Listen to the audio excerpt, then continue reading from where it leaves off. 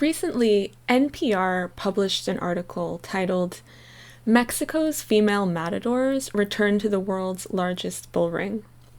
The article focused on the fact that most matadors are men, and bullfights involving female matadors are almost always segregated into separate events that are not as well attended as the male-led events. Hmm. The experiences and feelings of the bulls were not mentioned in the article. Mm. I found the article interesting because it was clearly speciesist, while at the same time, it seemed that the journalist was attempting to approach the issue from a feminist point of view. Hmm. Similarly, I've seen situations in which female vivisectors are promoted as women in science, while female hunters or slaughterers are celebrated for engaging in activities traditionally dominated by men. I Hmm. know since you've studied the work of vegan ecofeminists, I'm really interested to hear your thoughts on this phenomenon. So I feel that these are all examples of the complexities of oppression, where we see the hierarchical nature of patriarchy play out in these predominantly male pursuits. So the other animals involved are completely depersonalized, and their bodies are used as commodities for entertainment, like the bulls, or as test subjects by the vivisectors, or in the case of the hunters and the slaughterhouse workers, for food. And then we see an overlapping strand of women being kept out of what are seen as traditionally male roles. Women are seen as inferior to men, so they're not brave enough or clever enough or strong enough. And in some cases, like the bullfighting and the hunting, the killing of the other animals is a source of male pride and is held up as the pinnacle of masculinity and domination over other animals and nature. And historically, women have been included in that understanding of nature. So other animals and women, as well as other groups, of course, but keeping it simple for these examples. So other animals and women are to be tamed, to be controlled.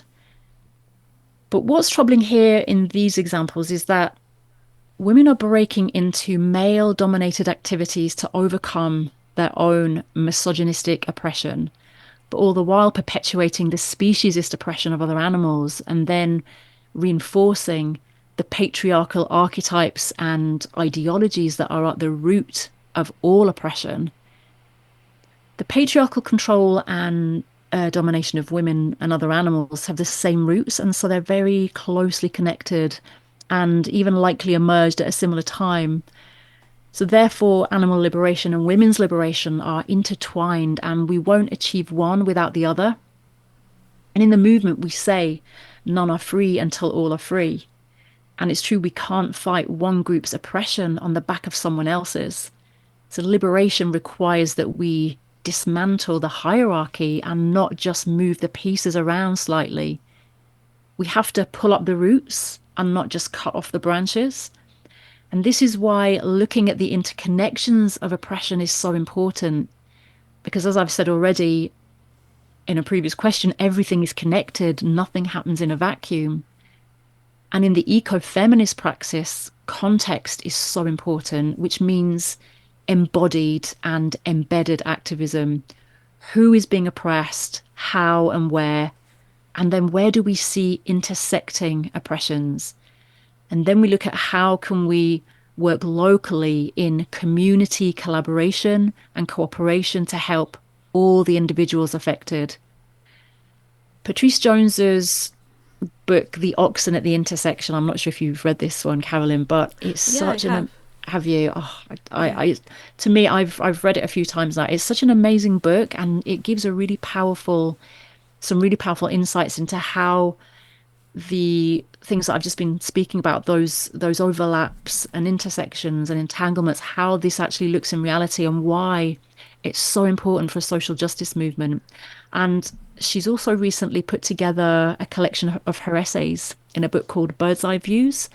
And I highly recommend both of those books.